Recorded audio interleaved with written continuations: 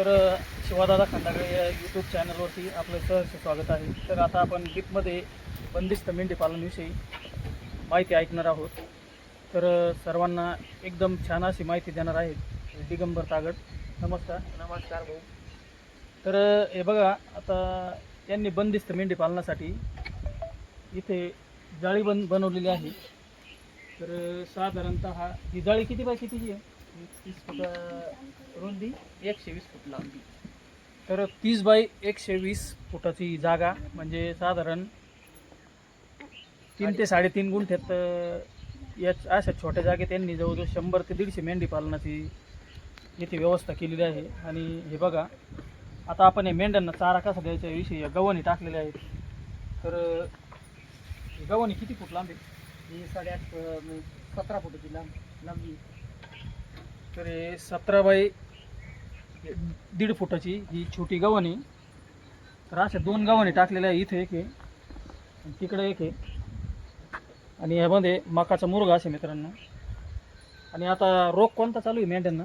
आता समजा पाली उभरू नये म्हणून त्यांना DPRची लसीकरण केलेलं आहे आपण. तर आता BPRचं लसीकरण चालू आहे. पाली उभारली म्हणजे तोंड येणार, तोंड आलं म्हणजे कावळ्या गावताना मग जनावर कोचमतं, आजारी पडतं. तर मित्रांनो, आता पाऊस पडलेला आहे आणि नवीन कवळं गवत उगत आहे. त्याच्यामुळं मेंढ्यांना हे BPRचं लसीकरण केलंच पाहिजे.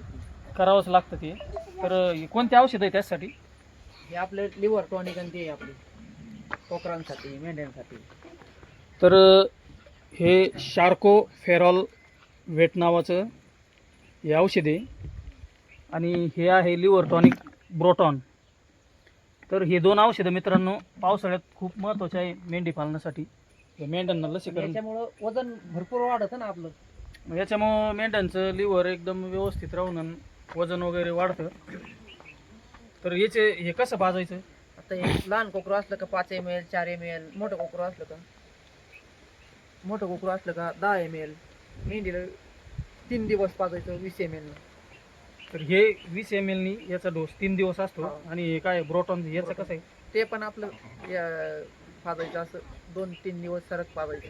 त्यांना 3 दिवस पाजलं म्हणजे मग मेंढ्यांचं लिव्हर एकदम व्यवस्थित राहतं. याच्या आधी यांना औषधं पाजायचं, समजा निकल बँड नाही तर मग थॅसमेल अशी औषधं पाजायची यांना, म्हणजे मग रोगराई कोणती येत नाही. तर मित्रांनो, आपण ही जर बेरोजगार असाल तर आपण एकदम छोट्याशा 2 ते 3 गुंठ्या जागेमध्ये हे मेंढी पालन करू शकतो. तर आपण आता मेंढ्याची व्यवस्था कशी केली? समजा हे मोठे कोकणाचे मेंढ्या एक साईडला नाही, आता सध्या मोठाले इकडे झालेले आहे, साऱ्या लहान कोकराच्या मेंढ्या पलीकडे. तर यांनी 2 कॉलम केले. पलीकडे छोट्या मेंढरांसाठी जे ताण्या मेंढ्या जनलेल्या असतात त्यांच्यासाठी कॉलम आहे. आणि हे थोडंसं कोकरं मोठं झाल्यानंतर हा एक कॉलम आहे. तर अशा प्रकारे आपण बंदिस्त मेंढी पालन करू शकतो. कुणीही करू शकतो याच्यात.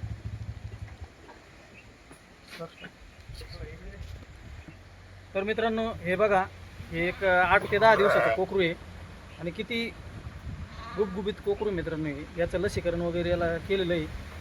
आणि हे 15 दिवसाचं कोकरू आहे. 15 दिवसाचं आहे. 15 दिवसाचं कोकरू. तर हे बघा, असे छानसे कोकरं आणि यांच्यापासून आपण खूप असं बंदिस्त मेंढी पालनातून उत्पन्न मिळू शकतो. तर हे कोकरू आत्ता केवढं देऊ शकतं? आता हे कोकरू 5,000. तर हे कोकरू साधारण 5,000 किंमत आहे आणि याची 4,000 आहे. तर अजून हे 2 समजा महिना 1.5 महिना सांभाळायचं कोकरू 7,000, 8,000 लिहितं ते. तर बघा, आपण छानसं असं उत्पन्न मिळू शकतो बंदिस्त मेंढी पालनातून. कुणीही करू शकतं मित्रांनो. तर तुम्हाला मेंढी पालनाविषयी आता छान माहिती मिळालीच असेल. आणि अजूनही आपल्याला जर काही माहिती पाहिजे असेल तर आम्हाला कॉल करा. डिस्क्रिप्शनमध्ये आम्ही आमचा नंबर टाकलेला आहे. तर मेंढ्याला प्रामुख्याने फक्त 2 कॉलम आवश्यक आहे की नाही? हां. तर नमस्कार.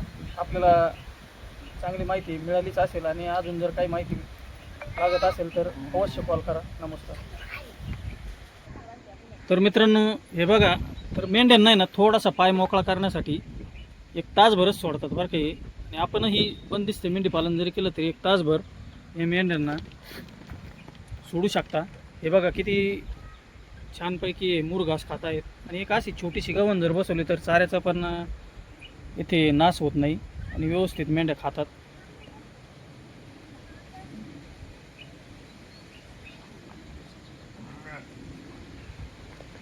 तर मेंढी पालनाविषयी माहिती आवडली असल्यास आमच्या चॅनलला लाईक व सबस्क्राईब करून आम्हाला कमेंटमध्ये नक्की कळवा. नमस्कार.